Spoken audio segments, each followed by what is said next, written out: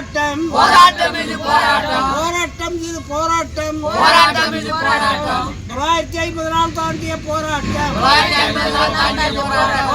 இது போராட்டம் போராட்டம் இது போராட்டம் உரிமை மீட்பு போராட்டம் உரிமை மீட்பு போராட்டம் கைவிடு கைவிடு மேல்மா சிப்காட் திட்டத்தை கைவிடு